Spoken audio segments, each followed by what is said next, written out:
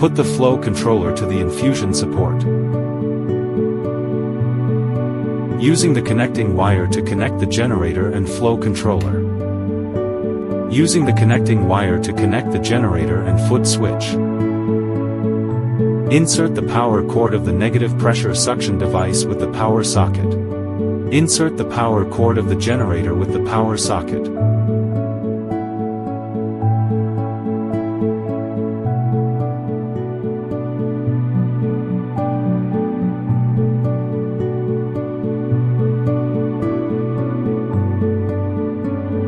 Connect the water filling tube to salt water bottle. Connect the suction tube to suction device. Turn on the suction device.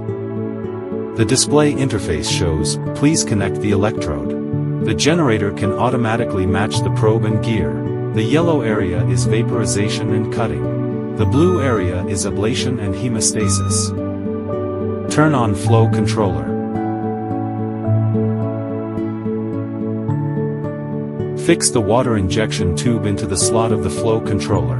Turn off flow controller.